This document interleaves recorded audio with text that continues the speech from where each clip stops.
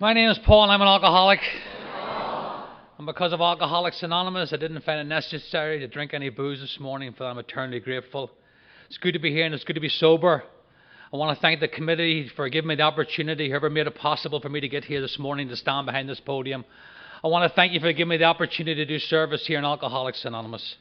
You know, I just got a little spiritual postcard here from Steve. The speakers have been wonderful this weekend so far. Don't screw it up. Well,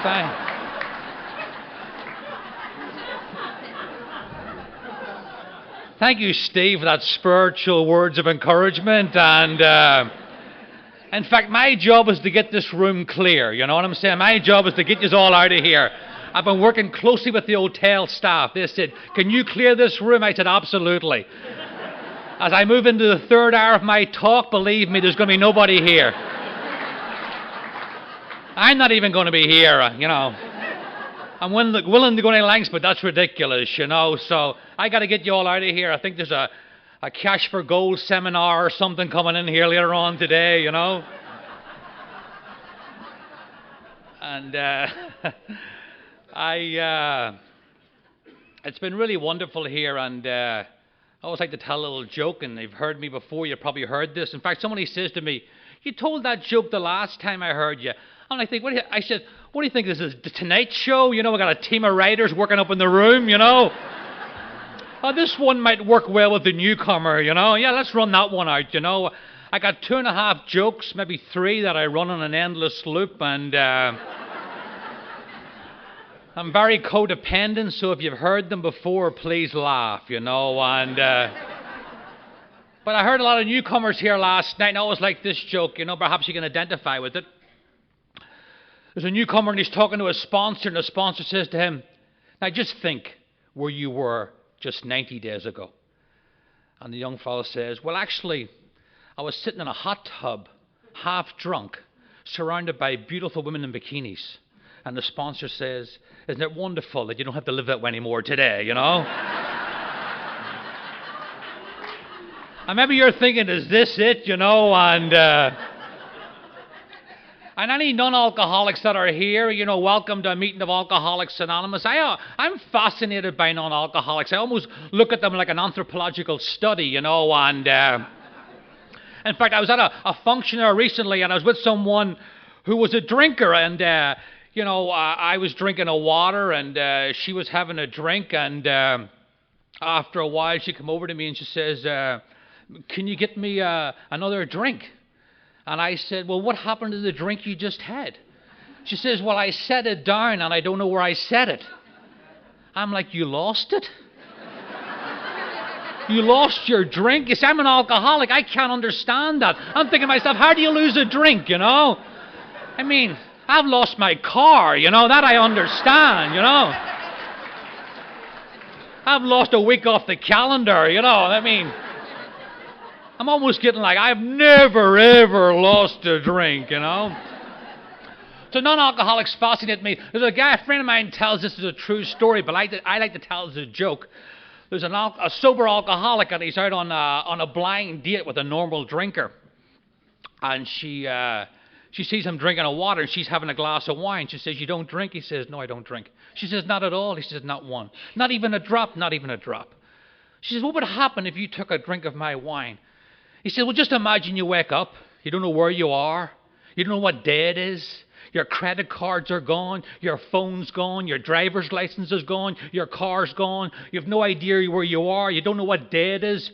She goes, "That would happen to you if you took one drink." He says, "No, what would happen to you if I took one drink, you know?"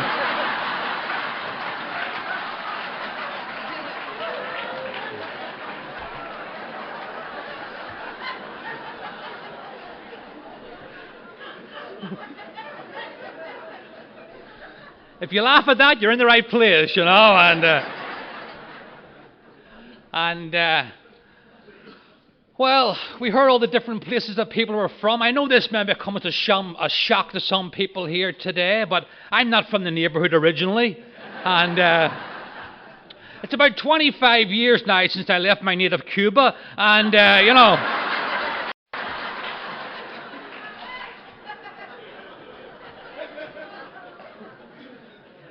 I'm from Ireland, up in the north of Ireland, just outside of Belfast, and the sort of neighbourhood I came from, if you didn't drink, you moved. Everybody drank. I didn't know anybody. I wasn't one of these guys who go, oh, that's what alcohol does. I seen alcohol up close and personal. And I used to get a lot of mental gymnastics, you know. Why am I an alcoholic? When did I become an alcoholic? Where did I become an alcoholic? You know the old alcoholic conundrum, what came first, the chicken or the keg, you know? And there's a few guys that got drunk trying to figure that one out, you know. But looking at my family tree, it's like Eugene O'Neill's long day's journey into night. There's alcoholism on one side of the family and mental illness on the other side of the family. And I don't really want to point the finger, but when I took my first breath, I blew a .28, you know. And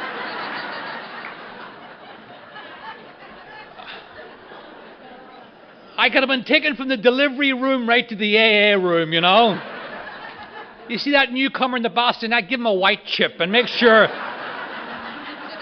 he doesn't choke on it, you know. And you have any pop-up big books around here, you know?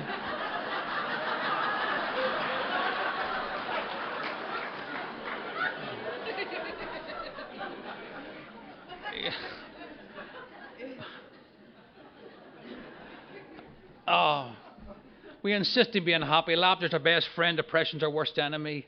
I absolutely love Alcoholics Anonymous. I've loved the speakers here all weekend. And I'm going to ride their coattails right out of here. I'm a great believer that energy is like electricity. It flows from positive to negative, not the other way around. And these people here today have just lifted us all up all weekend. And isn't it wonderful that Alcoholics Anonymous, we are people who normally don't mix, you know, gender, colour, creed. I don't know anything about the people here. Many of you I've never met. But when you say you're an alcoholic, I know enough. I know you've experienced terror, frustration, bewilderment and despair. I know you put a drink to your lips as the tears roll down your face and you drank it anyway. I know that friends and family and loved ones pleaded with you not to drink. Or in my case, I was sitting in an apartment drinking round the clock against my own will. Bill Wilson sums up the end of an alcoholic's drinking better than anybody I've ever heard. He says, quicksand stretched all around him. No matter which way I turned, there was nowhere to go. All my scorecards read 0. And I walked into Alcoholics Anonymous to use people on the worst night of my life. And it is not the grace of God. You walk in here in the worst night of your life and you're given the grace not to drink. And Alcoholics Anonymous, it's so much more than grace. It's mercy. And what is mercy? Mercy is entering into the chaos of another person's life.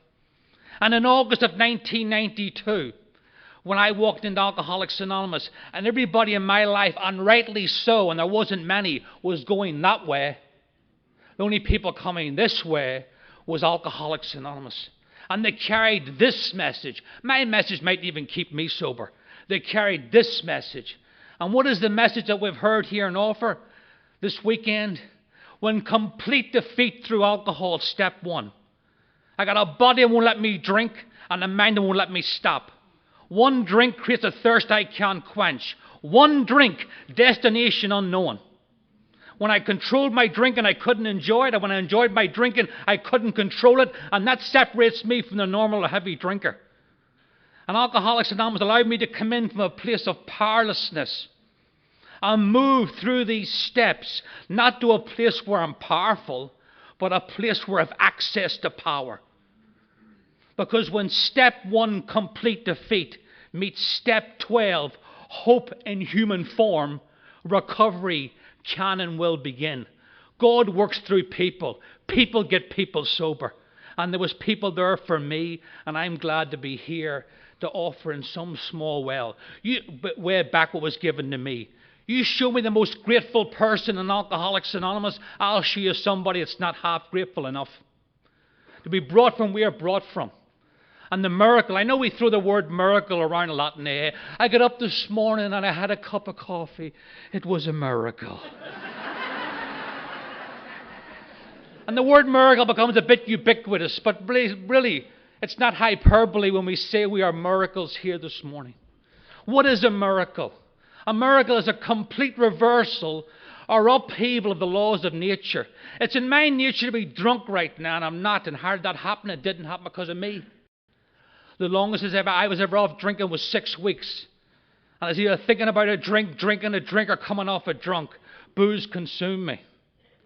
But because of the program that was given to me here this morning, I'm free. I'm free from the one person I couldn't get free from, which is me. I'm living the one place that I never lived, which is right here, right now. And if I can live physically and mentally and spiritually and emotionally in a moment, I'm all right.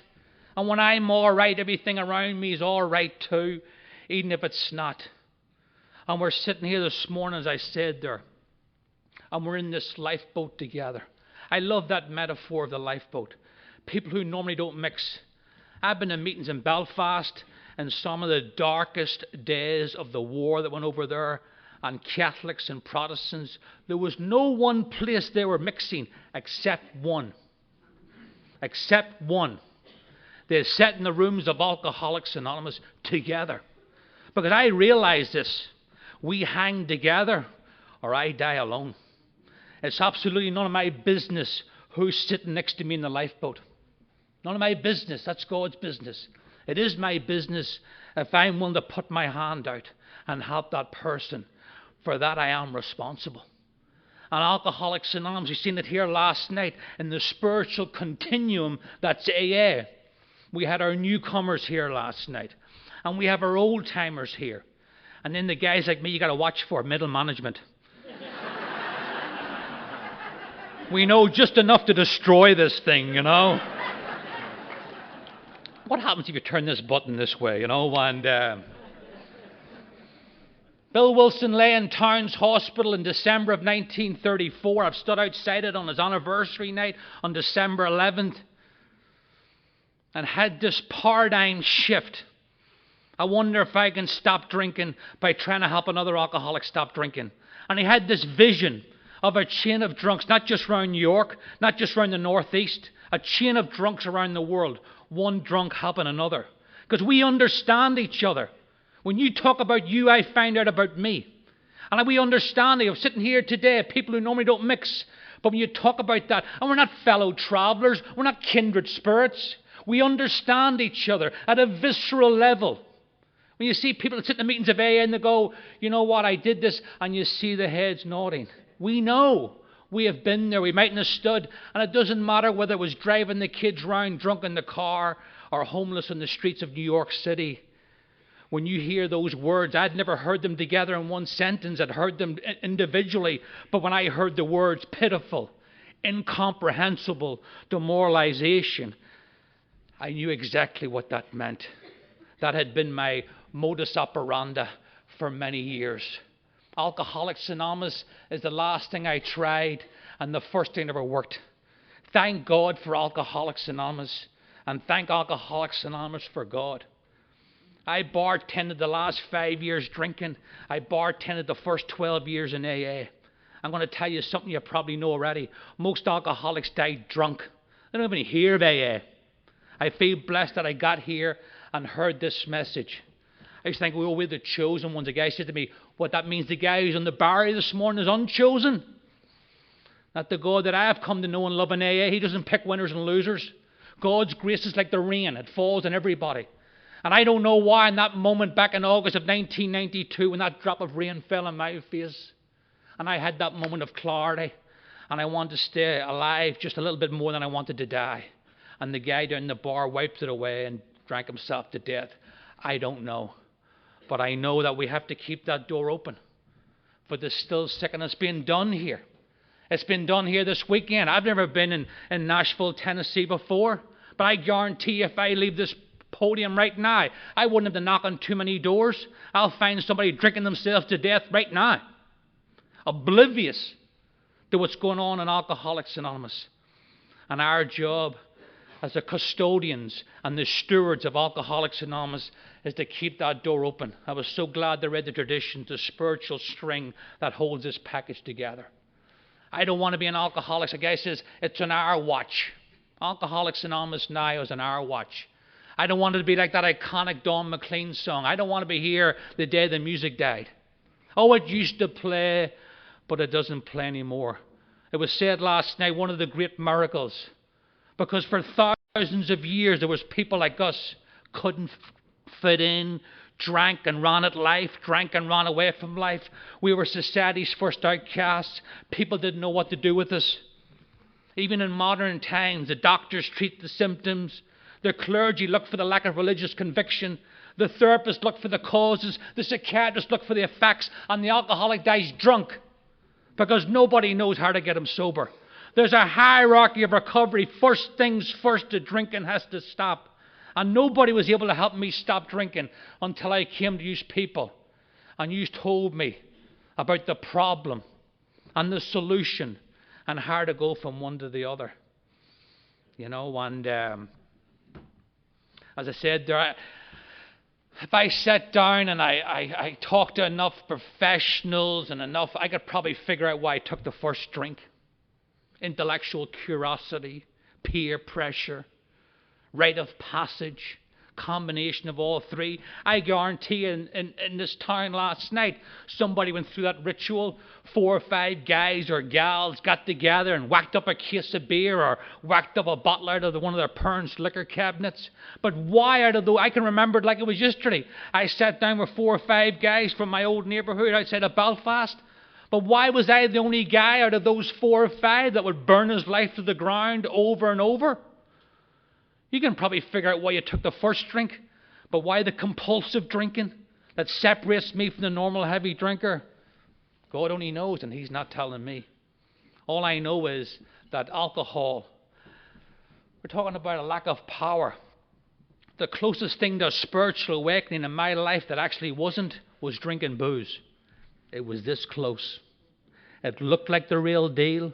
It felt like the real deal. You thought it was the real deal. Taking that drink, you've heard the metaphors here the weekend. Street lights getting brighter, black and white to colour, technicolored. I thought, this is it. And I hitched my wagon to a star called alcohol, and I rode it to the precipice. And if you'd have told me at 14 or 15 years of age where I would be at 30, I'd have said, you're out of your mind. You must be thinking about somebody else. But alcohol and alcoholism is a terminal disease. It'll take your job. And the Merchant of Venice, Shylock wanted just 1 pound of flesh, not this disease. It'll take your job, your car, your spouse, the shirt off your back.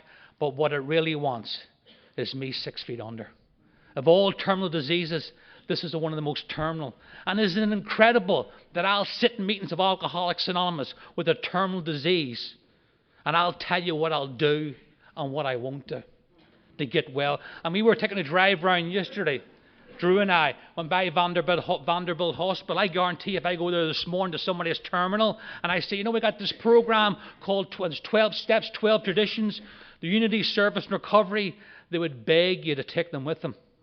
But I'll sit in meetings of AA with a terminal disease and I'll tell you what I'll do and what I won't do. I'll forgive him, but I won't forgive her. I'll do this, but I won't do that. Or the old Irish mantra, I will forgive, but I can't forget.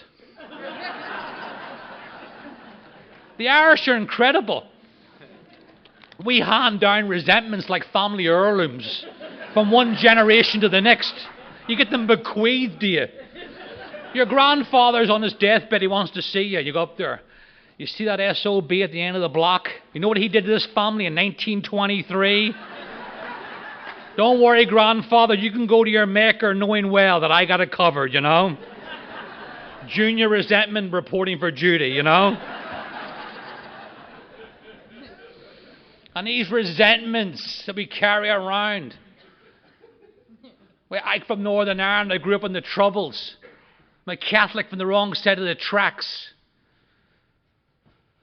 Working class neighbourhood. We sang about freedom. We marched in the streets for freedom. We fought for freedom. I wouldn't have known freedom if it jumped up beside me. I'm free today. I'm as free as any time in my life. And it's because of Alcoholics Anonymous. I mean a freedom just to come down here. Before I came to Alcoholics Anonymous, alcohol was the common denominator in my life. Every decision I made, consciously or unconsciously, was divided through drink at least once. I don't care if it's from going from here to the car park. Is there enough booze to get me there? Enough when I get there, and enough to get me back. And when you live your life under those parameters, as we do, your life gets smaller and smaller with less people in it.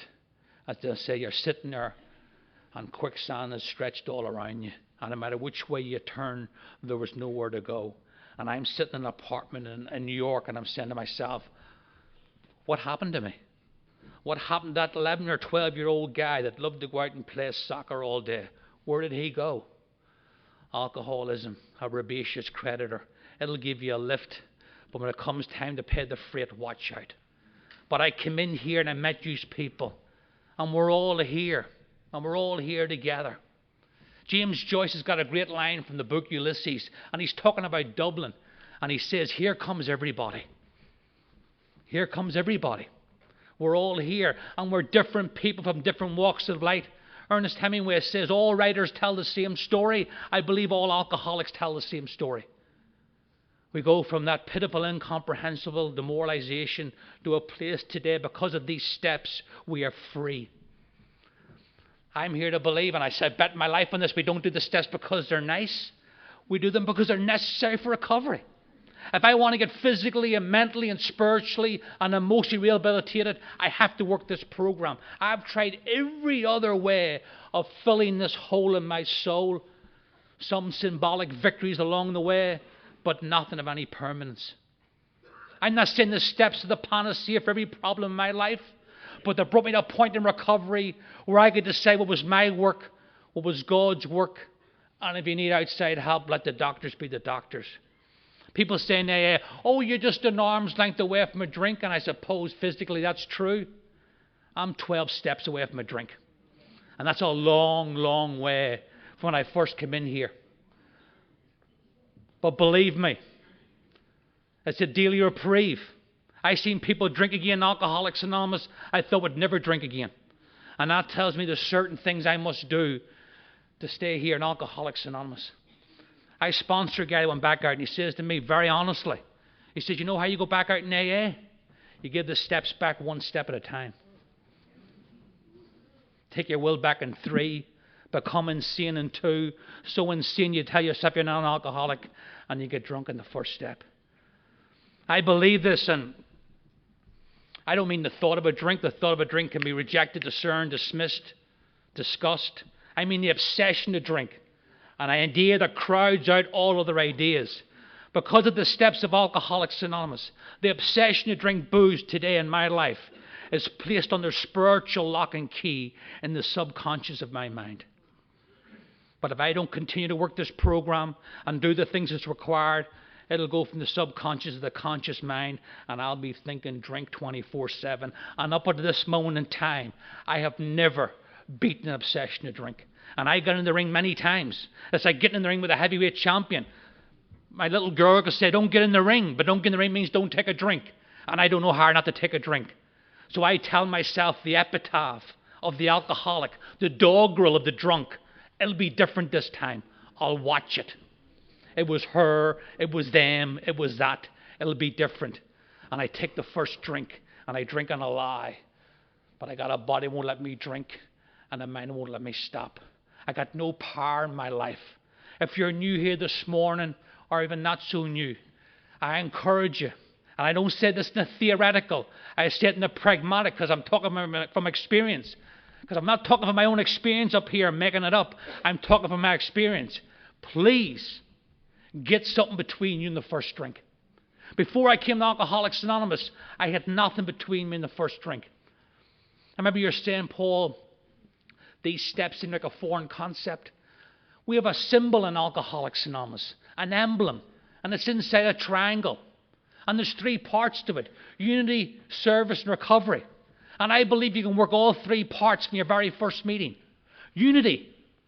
Many meetings make it easy, few make it hard, none make it impossible. We do together what I can't do alone. Service. I got to function for the well-being of another human being besides myself. You put away one more chair on the one you sat on. Congratulations, you're doing service in Alcoholics Anonymous. Recovery. Maybe the steps seem like a foreign concept. We have slogans. Easy does it. Live and let live. One day at a time. They were like the banisters to the steps for me. And I'm here to tell you once again, not in the theoretical, but in the pragmatic, from personal experience, you can stay dry in 2 parts of the triangle. You might even stay dry in 1 part of the triangle. But if you want to be happy, joyous, and free, if you want to get what's on offer here, I got to put all three parts into my life, and I got to do it every day. That's the type of alcoholic I am. I was in Las Vegas one time, and I don't gamble, but I like to watch, and I'm watching these guys play Texas Hold'em.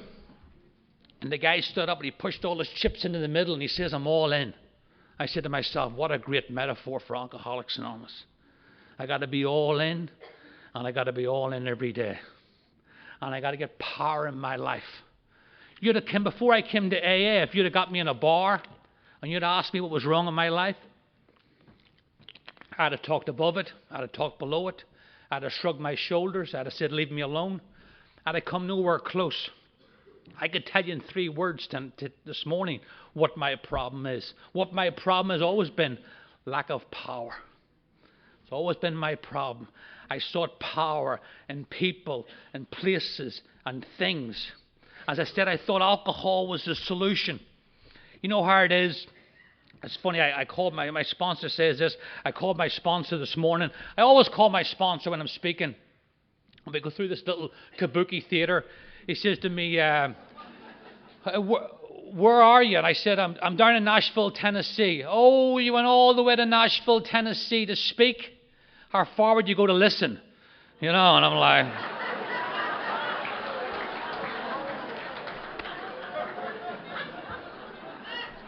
Brooklyn, But he talks about how you got a great phrase. He calls it, think about the closest thing to spiritual awakening that actually wasn't one was drinking booze. You got that 2 drink smooth. You get that first drink, and you get that second one, you're like, you light up a cigarette. Yeah, that's when I used to romance drink. I don't do it anymore. That's what I would think about. I'm sitting in the bar at the Carlisle Hotel in a Brooks Brothers suit, drinking like a Jameson's on the rocks, covering the spread in every game in town. Looking in the mirror, wow, you handsome devil, you know. Did you drop out of a B-17? Because you're the bomb. And the sooner these losers figure that out, the better, That's where I like romantic, rather than, crawling about in my underwear for the misplaced bottle I lost the night before. But lack of power. And even in Alcoholics Anonymous, I came into Alcoholics Anonymous. And I went to many meetings. The first 2.5 years in AA, I probably went to 700 meetings service. I remember saying to a guy making more coffee than Juan Valdez. Are you kidding me, service? But I wouldn't go behind door number 3. I wouldn't do recovery. I had no power in my life. And I'm still looking for an outside fix for an inside job. And I'd take a trip to the Caribbean. I came in Alcoholics Anonymous. I didn't know very much money. With the 2.5 years of drink in AA, I was thousands upon thousands of dollars in debt. And I know why today. I was still trying to fill the hole in my soul. I'd max out my credit cards. I would go down to the Caribbean and feel good for a few days. But as a friend of mine uses the phrase, I would end up back at that same equation. Me on me. I would be shackled to self by the very biochemistry of this disease. Bill Wilson says alcohol is only mentioned the first step. But it's mentioned. I would put down the drink, but it's just a start. It's just a brief start. And that's all I was doing. And I was 2.5 years off drink. And you can get so far in osmosis. But someone said to me one night, Paul, this is your miracle. You have to participate in it. I was like, we had the banquet, where you serve yourself at the buffet.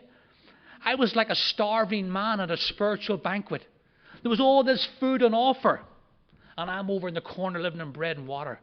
And you can fool them at 7:30 at night, the coffee pot. I've done it. At 3:30 in the morning, you ain't fooling anybody.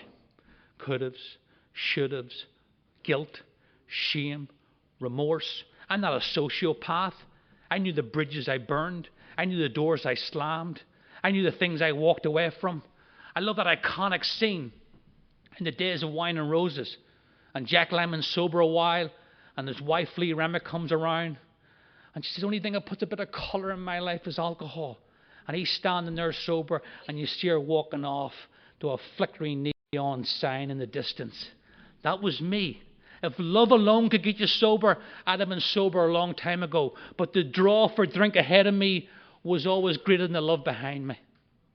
If love alone, if parents and being brought up and looked after, I'd have been sober a long, long time before I came to Alcoholics Anonymous. I said, I'm sitting in AA 2.5 years off drink, and I won't do this program. I look at these steps and I think they're touchy, they're feely, they're warm and fuzzy. I think if I do these steps, the next thing I'll have wind chimes hanging up around the house, you know. I'll be wearing flip-flops even in the winter time, you know, and joining Oprah's book club, you know. Where does it all end, you know? And I'm full of resentment. I've had these resentments and I'm defending them and I'm justifying them and rationalizing them. I've been carrying these things around from the schoolyard. I got a big chip on my shoulder. In fact, a guy said to me in AA one time, he says, you know something, Paul? You're a well-balanced guy. And I thought to myself, finally, somebody knows what's going on around here, you know? He said, yeah, you got a chip on both shoulders, you know? I hated everything. I hated everybody. I could always find the needle in the haystack and sit right on top of it, you know? And these resentments, the crazy thing about it is they have no IQ. We were burnt out of our house by the opposing paramilitaries in 1974. I was a young kid. They came and burnt us out when the neighbourhoods were being cleansed, ghettotized. I was a young kid that put a gun to my father's head, told us if we were still there the next night they'd burn us out. People in the house are not. And I carried that around. Because I felt emasculated, a young boy, I couldn't do nothing. And I'd be sitting in bars in New York 15 and 20 years later and replaying this over and over. And these resentments have no IQ. They don't realize this happened 3,000 miles away 15, 20 years before. I'm living them like they're happening right now, over and over. And all the spiritual toxicity that's released in your body when you're living your life on those parameters. Robert, and I'm building these walls, consciously and unconsciously. And I'm building them big and I'm building them deep.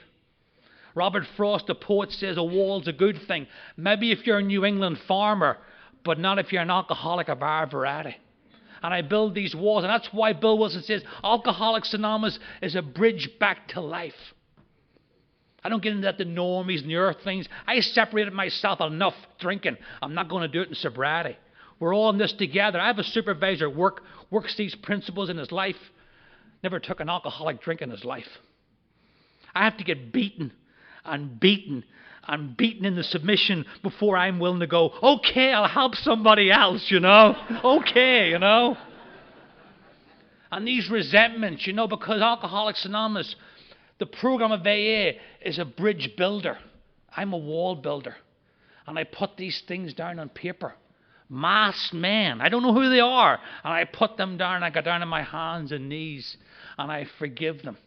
Because I wanted to be free. I wanted to be free. And I wanted to live in the one day I never lived. And you people showed me how to do that.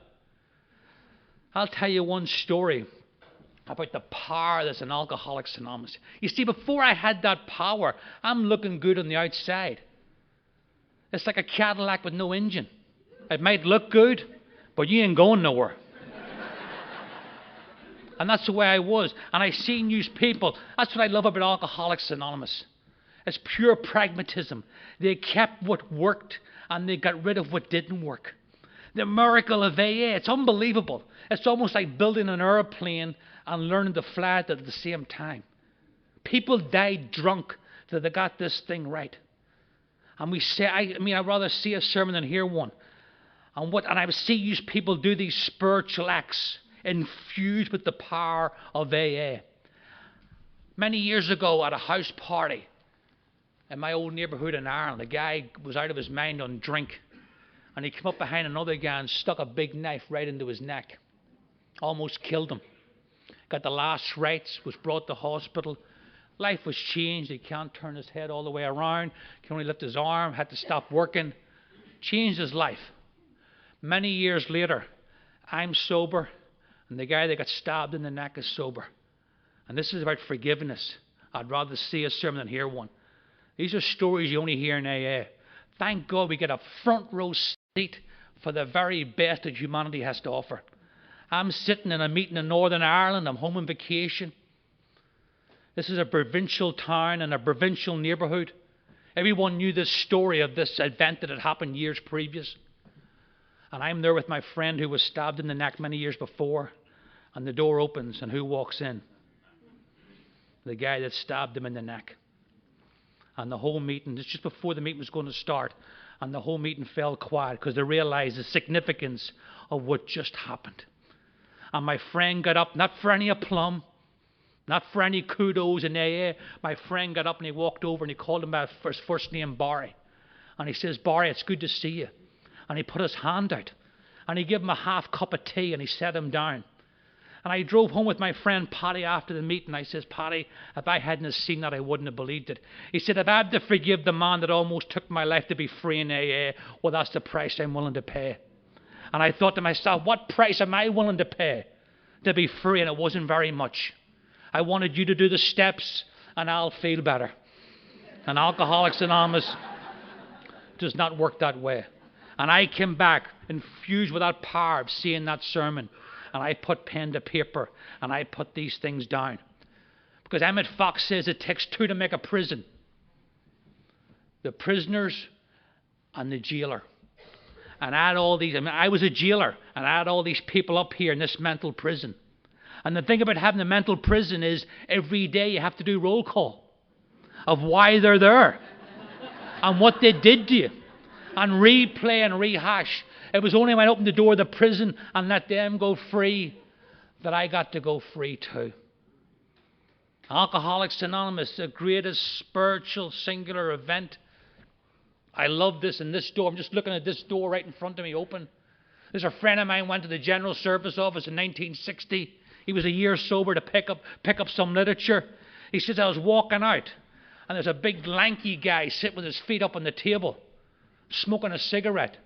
And he says, what do you got there? And he said, I got some literature for a new group we're starting up in the Bronx. And he says, another open door. My friend didn't know it was Bill Wilson. Another open door. And we keep that door open.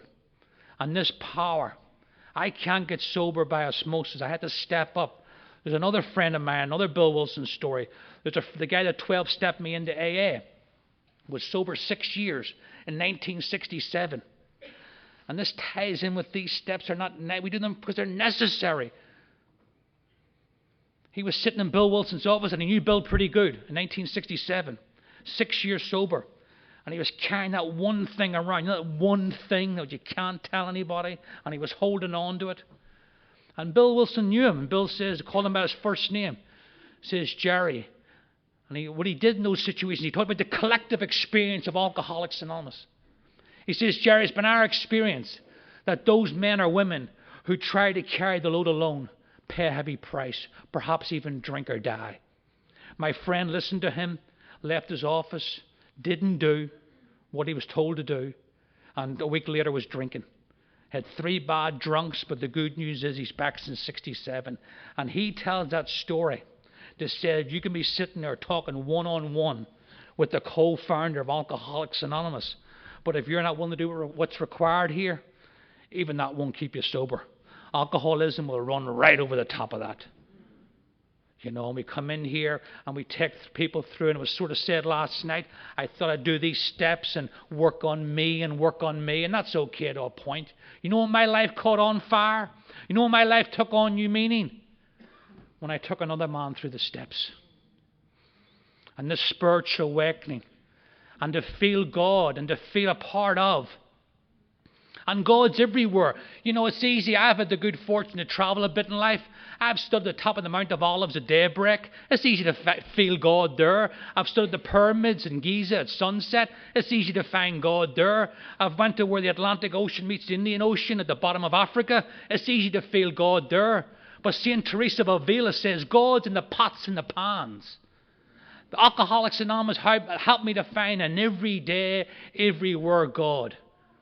And there's times I can't get to God. There's times in sobriety. Believe me, there's times I'm sober and there's times I don't drink. And there's times I can't get to God, but I can get to another alcoholic.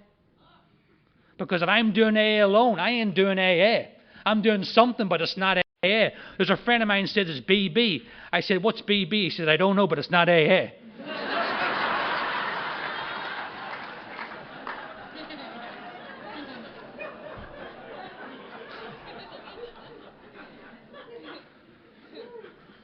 You know?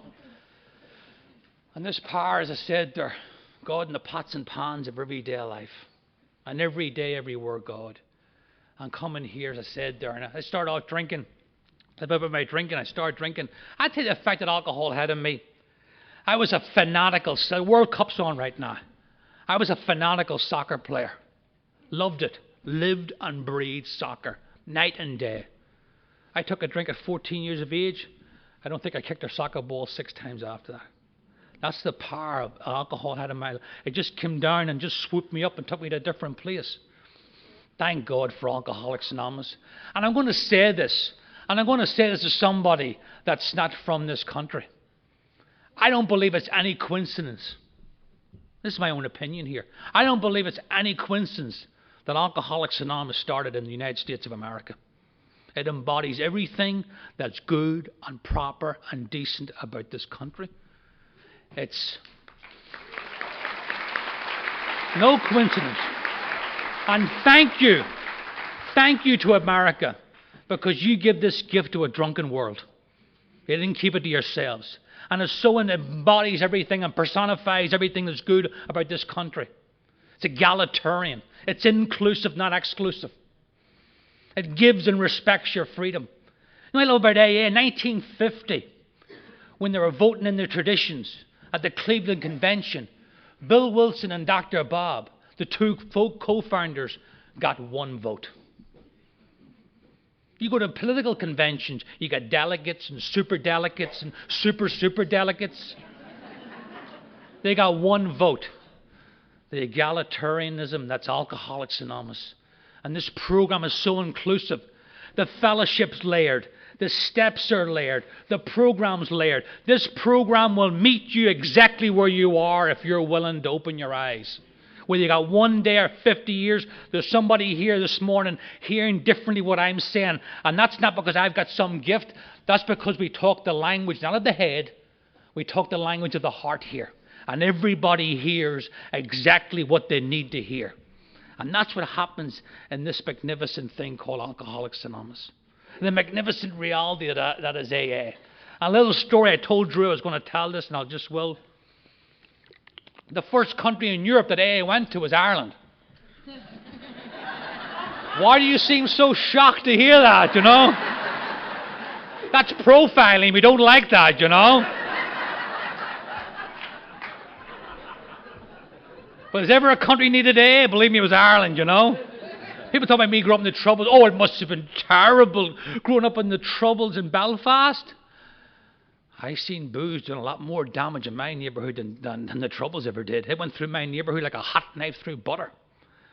1946, there was no AA in Ireland. This is the beauty of AA. Like Dr. Bob said in 1950, when he gave that 3-minute talk, one of our members refers to it as the Gettysburg Address of AA, and rightly so. And just like Abraham Lincoln, in 262 words, embodied the whole belief and raison d'etre of this country, Dr. Bob summed up the whole raison d'etre and reason and purpose of AA. And he said, when you boil it all down, you get love and service. And we all know what love is, and we all know what service is. Somebody was there for you, you got to be there for somebody else. Just like that vision that Bill Wilson had, a link in the chain. One alcoholic helping another. And that's what I ask myself each day.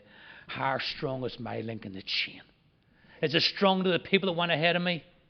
And more importantly, is it strong enough that the people come behind me? If someone comes to me this morning and says, Paul, can I go to that place that you talk about? Can I comprehend the word serenity and know peace? Absolutely. Walk this journey with us. And we trudge. We walk with a purpose and a rhythm and a meaning. We're not sitting in some bar drunk this morning wondering what it's all about. We know what it's about. Everything I know, I found out in Alcoholics Anonymous. My name is Paul and I'm an alcoholic. That tells me who I am, what I am, where I am, and what I need to be doing. That's all I need to know today. Everything else is superfluous. If I can keep that right, everything's okay too. In 1946, there was no AA in Ireland. Here's how AA works. Here's how one person helping another. There's a guy who had 2 years sobriety from Philadelphia. His name was Connor Flynn. He was an original Irish person but lived his adult life in Philadelphia. He went home for a retirement vacation and he realized there was no AA in Ireland. And he wrote a letter to General Service and it said, just like was talked about last night, he said, well, you can be a pioneer. We're going to send you a startup kit. And he said, okay, I'll stay in Ireland and try to get a meeting started. And he went round Dublin, put ads in newspapers, was getting nowhere, was ready to throw it in. Never underestimate the help that AA has had from the non-alcoholic. Guy right in that wall back there, Dr. William Silkworth. There's not one of us would be here this morning if it wasn't for him, a non-alcoholic. Came up with the physical. Body won't let us drink, mind won't let us stop. Frank Buckman started the Oxford group with a 6-step program, and we expanded into 12 steps. A non-alcoholic. So the person that gave us the problem, Carl Jung gave us the solution, a spiritual awakening, a non-alcoholic. And Frank Buckman gave us the process from going from the problem to the solution. 3 non-alcoholics. Bill Wilson says, I didn't invent anything. I was a plagiarist. I was the first guy quick enough to take 3 separate pieces of the puzzle and put them together and finally crack the Rosetta Stone for the drinking alcoholic. So, in 1946 in Ireland, he's ready to throw it in. He's sitting in an hotel, just like the breakfast place. And he gets talking to this woman next to him at the table. Her name was Eva Jennings, a non-alcoholic. And she says, I've got this friend who works in a hospital here in Dublin, and he works with alcoholics. Connor Flynn went to the doctor, told him, I'm sober. And this man hadn't even heard of AA. This is in 1946. He says, I'd never heard of AA.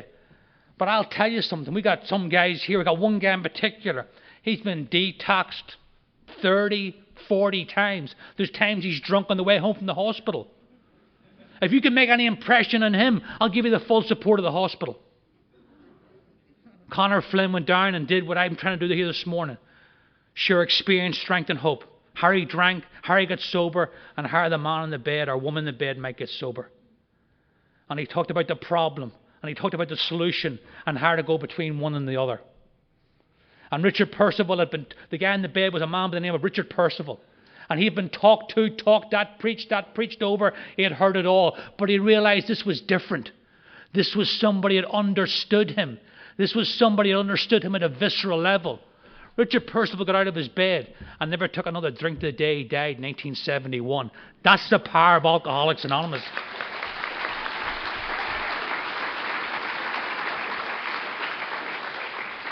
And those 2 men started the first meeting in Dublin. And they got it up to about 45 members the first summer. Can you imagine this? 85% of the group got drunk. Can you imagine if 85% of your group got drunk? 85% of the group got drunk that first summer. But they held on, they hunkered down. They were joined by Sackville, whose story was in the 3rd edition, Army Career Officer. And they came back, some never came back. And just like was said last night, these guys were pioneers. They would say, okay, where do we go next? Belfast. And they would drive up once a week. Back when the roads weren't good, and got a meeting started in Belfast. Then the guys in Belfast would drive up to Derry and get a meeting started in Derry. That's how this thing done. And I'll tell you what I'll do and what I won't do. Believe me, there was guys, long hours. So when I could walk in here on the worst night of my life, there was 12 steps, 12 traditions, a coffee pot on, and a warm, firm handshake saying welcome. It's the very least I could do, is to do that for another alcoholic. And that's what I'm saying there, because Richard Percival understood. It's like Bill Wilson and Dr. Bob. I've had the good fortune of standing in that gatehouse in Akron, Ohio. And we know the story. Dr. Bob destroyed Mother's Day weekend. Okay, I'll talk to this fellow New Englander. I'll give him 15 minutes because I destroyed your weekend. And we know the story. And I heard that Dr. Bob was so hung over, he couldn't even drive his own car. His 15-year-old son drove the car. And they walked in. And Dr. Bob later on said, I thought this was another guy who was going to talk about my drinking. Everybody wants to talk about my drinking. My colleagues want to talk about my drinking, my wife, my kids. He thought this was another guy. I said the incredible thing was that when he met Bill Wilson, Bill Wilson didn't talk about Dr. Bob's drinking. Bill Wilson talked about Bill Wilson's drinking. Bill Wilson didn't say, I'm sober 6 months and you should do this and this and this. He said, I'm sober 6 months and this is what I did. Alcoholics don't like to be told nothing. We'd rather see a sermon than hear one. And Dr. Bob identified with him. This was somebody different. This was somebody who understood his language. And we can trace this moment in time back to that moment in time. Because right then, as it's been often said, right then our lives could go either way. It was the vestibule of AA. It could go either way. And we're sitting here this morning, as I said, there are more and more people getting sober. But in my own life, just to tell you a little bit about drinking, I've talked a lot about, 10,000-foot view of AA. But my own drinking, as I said there, I give up soccer, and I'm a sort of a guy, 14 or 15 years of age, I'm getting my stomach pumped out on school nights. My parents don't know what to do with me. The troubles are going on at the time. They figure, at least he's not in the IRA and going to the maze prison and whatnot. And my life falls apart in short order. By the time I'm in my teens, I'm a daily drinker. By the time I'm in my teens, I'm taking a morning drink. But it's going to be greener on the other side. I'm this over-the-rainbow type philosophy. Somewhere, someday, I blame my surroundings. I blame where I live. And I said to myself, I'm just a grandstander. I come home to my father, and I said, Dad, listen, I got some bad news for you. I said, I'm going to America, and don't try and talk me out of it. He says, talk you out of it? I'll help you pack when you're leaving. On you go, Columbus. Let me give you some fatherly advice. Turn left at Greenland, And I washed up like driftwood in a place called Rockaway Beach, New York. Now, I don't know if you know Rockaway Beach, New York. A lot of old timers from New York, they'll go, oh, Rockaway Beach. Even people who are not there, they'll go Rockaway Beach because it's a big Irish-American neighborhood. They'll go, oh, Rockaway Beach, the Irish Riviera.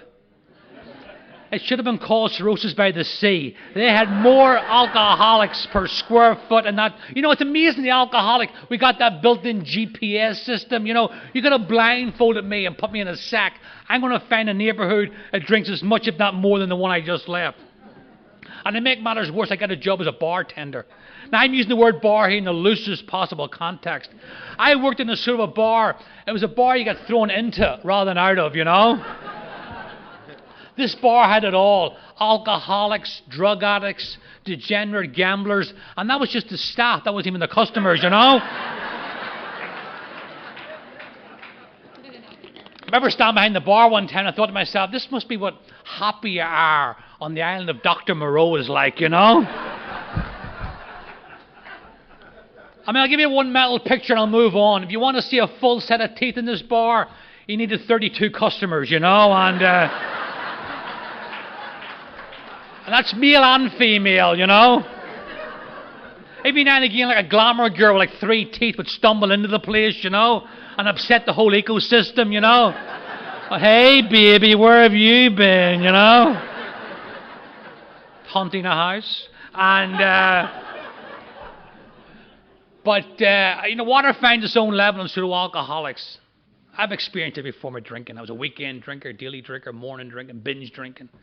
27 to 30, the worst years of my drinking were after I made a firm conviction to not drink anymore. The worst years. I'd put X's on calendars. I'll stop for Lent. I'll stop for this. I'll take oaths and proclamations. But you see, before I came to Alcoholics Anonymous, I had nothing between me and the first drink. A thought becomes an obsession, becomes a reality, and I have no way of stopping the clock. I don't have unity. I don't have service. I don't have recovery. I don't have you. I don't have me. And I don't have him. I've got nothing. And I got nothing. And you need something to beat nothing. And give me something. God doesn't make a nothing, and we all have something. And God give me something. So 27 to 30, and it just got worse. And I just want to say this because, not to go into my drinking story, but I want to say this because a drinking problem is solved by not drinking. But alcoholism is a horse of a different color in my life. It's physical, mental, spiritual, and in my case, wrapped up in a body full of sick emotions. Not drinking's a start, but it's not enough for people like ourselves. I need the other 11 and a half steps to help me do what I couldn't do drunk or sober. And that's to live out there in God's world under His conditions rather than my demands. Now here's what happens to me when I try to stop drinking without unity, service and recovery. And I was doing some bad drinking. I'm on round-the-clock drunks, convulsions, seizures, locked up for drink, strapped down for drink. And I drink again, and I drink again, and I drink again. And it's one more attempt at drinking, followed by one more failure at drinking, followed by one more attempt at not drinking ad infinitum. I collapsed in a bar one time in an alcoholic seizure. And I woke up in a hospital in a restraining sheet. I'd been there before. But there was somebody, I just want to tell you this to bring home, for it brings home to me the difference between alcohol and alcoholism. There was a woman who was close to me at that time in my life, standing by the bedside, and they took the restraining cuffs off. They gave me some Librium to get off the ceiling, and I took her hand, and I said, I will never drink again. I don't know why I can't drink, but it's obvious I can't drink, and I'll never drink again. There's a friend of mine says, Paul, you meant it. If you'd have been on a lie detector, you would have passed with flying colours. I believe that as well as I'm standing here today. But I had nothing between me and the first drink. So I left that hospital. And here's what happens when I try to stop drinking without unity, service, recovery, 12 steps, you, him, and me. Here's what happens when I go toe-to-toe with alcoholism. A week goes by. I get this stone in my shoe. I don't know where it came from, but it's there all the time. 2 weeks go by. I get a knot in my stomach. I don't know where it came from, but it's there all the time. 3 weeks go by. The top button feels tight all the time. A month goes by.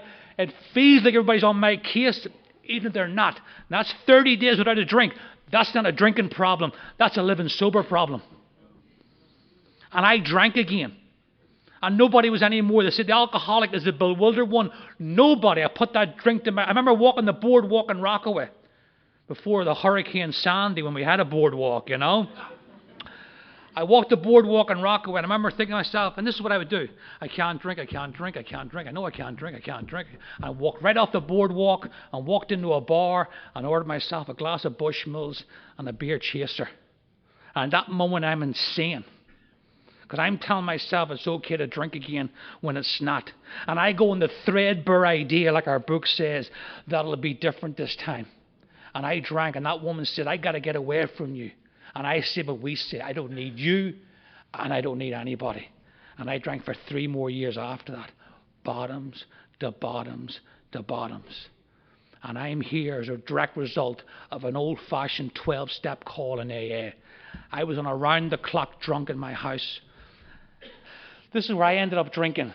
I'm sitting in the class, and I would see people going to work and coming home, and I wanted to be where they were. Why can I not be like that? Go to a 9-to-5 job, take square vacations, seem to enjoy myself. Why can I not be like those people? But I realized I'd ostracized myself, I'd banished myself. I'm sitting in the apartment, I'm thinking of my mother and father. I'm living in Rockaway Beach, and I'm thinking of my mother and father 3,000 miles away in Ireland. I'm thinking I'll never see them again. And I'm sitting there. Here's the type of alcoholic. Here's a recipe for disaster. Sit in the apartment, drinking round the clock, and listen to the saddest blues music that you can get. I had my favourites like The Whipping Post by the Allman Brothers, you know, or B.B. King, Nobody Loves Me But My Mother, and She Might Be Jiving Me Too, you know. That's right, B.B. Or my all-time favourite was the great Warren Zevon, If You Won't Leave Me, I'll find somebody that will, you know. And this is the sort of uplifting music that I am listening to. And a note, I mean, it's amazing. A note came under my door. A note came under my door. Let me back it up. A woman that I was close to was at work. She broke down crying at work. When God's involved, there's no barriers. There's nothing. They don't exist. They don't have to be overcome. They don't exist. She was at work and she burst out crying at work. And this woman who just started with a company says, "Why is that woman crying?" She says, "Well, he's got this on-again, off-again boyfriend, bad drinker. Nobody's seen him for about a week. They might have to break the door down." She goes, "My father's got a friend who's in this thing called AA. You want me to get his number?" A phone call was placed. This is beyond the realm of human engineering. I'm sitting in the apartment. A note comes under my door. I've been hearing since I was 15. "Paul, you're a nice guy. You drink too much. Call this person." I picked up the phone. I called a complete stranger. And I said, "I can't stop drinking. I can't stop drinking." He said, "You can't stop drinking because you're an alcoholic and we're going to come over and help you." And him and another man came to my house. And he says to me, "Paul, do you believe in God?" I was like, oh, man. I got Billy Graham coming over to the house, you know. Jesus, I was going to say, "Can you pick me up a quart on the way over?" But I guess that's out of the question, you know. I was like, God? I grew up in Northern Ireland. People shot each other outside the front door over who had the biggest God. God? I said, "God? You can talk about him. He never come down our block very often." And I thought that was very cute and slick and bohemian. But desperate times call for desperate measures. And when you're out of options, I was out of options. And I got down on my knees on a hot August morning. And it was a cry in the dark. And I cried out to a God that I wasn't even sure that was there. And I said the most honest prayer that an alcoholic has. "If there's anything out there, please help me." And I felt like someone walked up behind me and took a great weight off my shoulders. A sense of peace came over me that I've never experienced before since. And this thought came into my head: you don't have to drink again if you don't want to. And the two guys came to the door and I told them what I just told you. They said, "Paul, you have a spiritual experience. It'll get you sober, but it won't keep you sober. We've got to get you to AA." I was too sick to go then, but 4 days later, I walked into my first meeting. August 20th of 1992. And because of your help, I haven't taken a drink from that day to now. And I don't say that to impress you. I don't say it to impress you. I say it to impress upon you the power that is in the rooms of Alcoholics Anonymous. We come in here, whether it's one day, a month, a year, and we come in here together because AA is one of the few places in the world where the whole is greater than the sum of the parts. And we're in God's economy here. And in God's economy, everybody has worth and value. And the coin of the realm is experience, strength, and hope. I had no strength. I had no hope. I had experience, and you provided the rest. You were the conduit that God's love came through. And I haven't taken a drink from that day to now. And I'm not saying I come into AA and I took the ball and I scored a touchdown. They talk about let go absolutely of all your old ideas. You're looking at it. Contempt prior to investigation. You're looking at it. I wouldn't put all these principles in my life, and I said it earlier. I paid a heavy price. And finally, when I was out of options, 2.5 years sober, I've been the jumping off place twice in my life. Once with drink, once without drink. Different type of pain, but pain nonetheless. And I come in here, and against my better judgment. In fact, everything that has helped me in AA has been against my better judgment, you know? I thought, oh yeah, okay, I'll do these steps. Let me see, okay, let me sign off on that. Ridiculous. You can go through these steps willingly, or you can go through them kicking and screaming. The result's the same. God doesn't care. A spiritual awakening. I see life differently today than the way I did. Chuck Chamberlain said a new pair of glasses. His sponsee called it disease of perception. If I'm practicing this program, I see life the way it's meant to be, not what I think it's meant to be. And I come here because I still need help. I need head correction on a daily basis. I need to come here for the whack attacks. I need to be actively sponsored. I come a complete nut job. I bartended the first 12 years in AA. I didn't even have a high school diploma when I came to AA. And AA says, Paul, AA will give you the ability. You don't have to go to college, but AA will give you the ability to take on long-term goals, whether it be sobriety, halfway decent mental health. You notice I said halfway decent mental health. Or a career, and chip away at them a day at a time. AA gives me the ability to finish things. The only thing I finished before I came here was a drink. Hell yeah. I was always looking for the quick fix. That's why I loved alcohol. I hadn't even swallowed the stuff. I'm somebody else, someplace else, reinventing myself one bottle of whiskey at a time.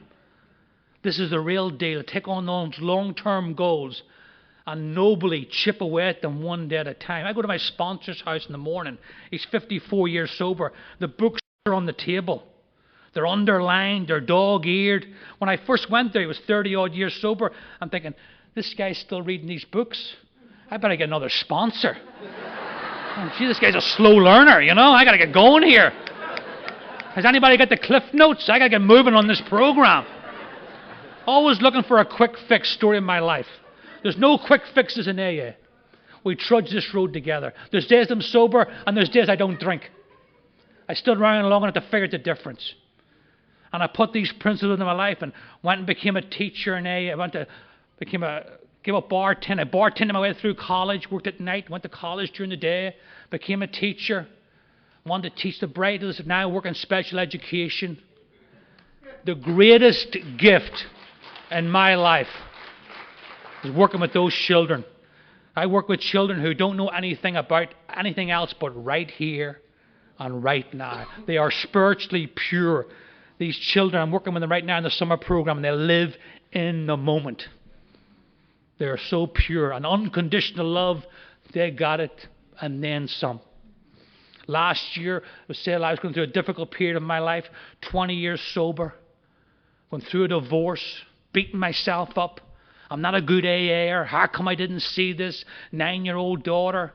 And I'm going to teach summer school, and I'm giving this class, and I wanted, and you pick out the different, you're given assigned a class, and I'm thinking, I need a class that's really, and I was assigned of children with extremely challenged. And I'm like, I can't do this. I got to work on my problems. I got to think about me. I got to analyze and reanalyze. I got a lot of stuff going on right now. Here's how God works. I'm working with these children last year, and I'm in the ringer. I'm in the emotional ringer. In fact, I was almost going to call these conventions and say, listen, my life's upside down. I'm 20 years sober, 21 years sober. My life's upside down. I'm going to cancel. My sponsor says, what? You want to cancel what? He says, no. You go and tell them. Why don't you go and tell them you're 21 years sober and your life's upside down, but you're not drinking a day at a time, and you're trying to practice these principles in your life? Why don't you go and tell them that? Do you think these people want to hear some water walker? No.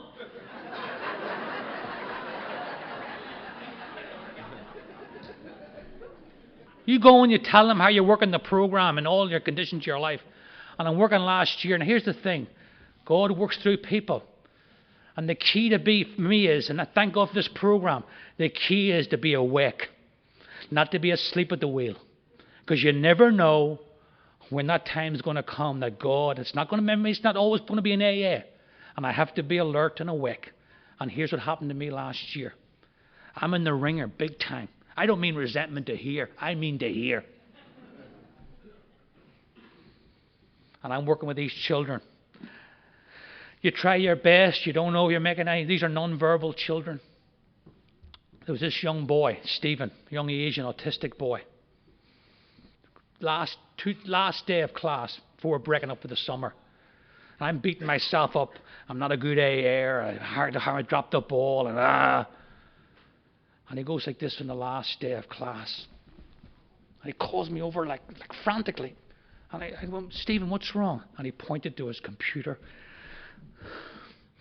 He says, Mr. Paul, you're a good man. I'll go to my grave and you won't tell me different that God spoke right through that boy to me. Now, see, if I'm writing the script, it's a Cecil B. DeMille production. God's not one rainbow, 2 rainbows in the sky, parting of the waters. And thank God I wasn't living up here. I was living in here, and I seen what was going on. And I was there, the barriers were gone, and God spoke right to me. You're all right. You're on the right track. Keep doing what you're doing. You're going to be okay. And I'll go to my grave and you won't tell me any different. And I need this program. I'm going to end on one last story, and then we're going to run for the cars.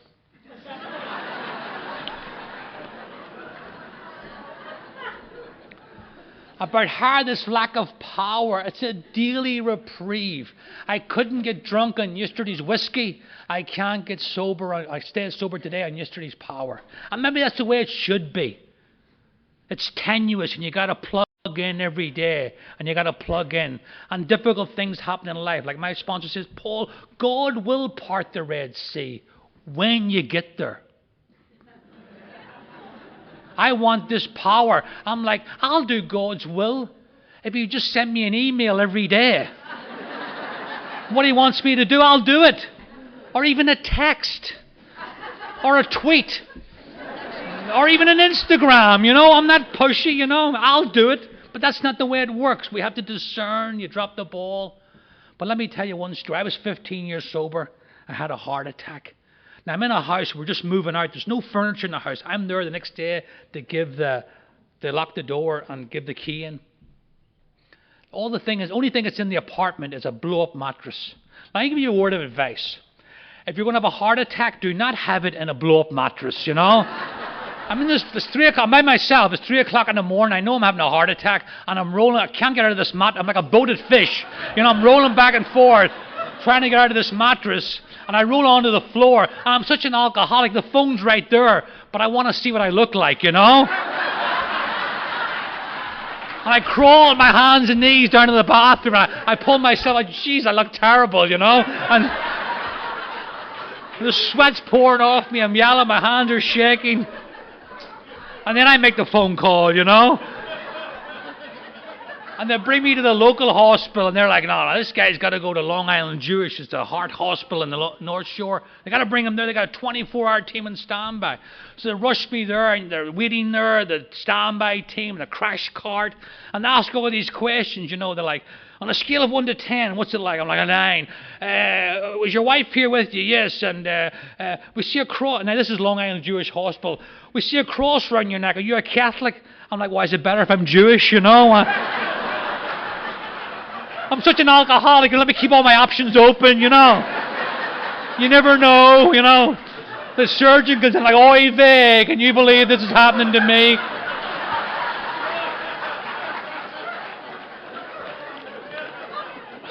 I flatline on the table. I'm dead for like 3 or 4 minutes. I have the whole after-death experience. I'm back in the whole 9 yards. They bring me back to life again. I had a problem since birth that I didn't know about. They put a bunch of hardware in. Now, why I'm telling you this story, I'm leaving the hospital. And I said to my wife at the time, I says, you're looking at the new me. With the steps and AA and this after-death experience, I'm not going to get annoyed in traffic anymore. I'm not going to get annoyed in the supermarket anymore. And for about a week and a half, I was like the Dalai Lama of Long Island, Somebody had cut me off, I'd be like, peace be with you, my brother. I'm in no hurry. I've been to the other side. This is really not all that important. Go ahead if you must, But then you miss a few meetings, you don't talk to your sponsor, and even something like that, alcoholism runs right over the top of it. I need to be here. I need to be a part of. I need to be in the lifeboat. There's either the lifeboat or the water. There's no third option. And I want to be in the lifeboat today. I want to thank you for everything. I'm going to end on a few words of a place of my birth. And we'll take ourselves home with this. May the road rise to meet you. May the wind be always at your back. May the sun shine warm upon your face. The rains fall soft upon your fields. And until we meet again, may God hold you in the palm of his hand. Thank you. God bless you. Good job, Bruce. Great.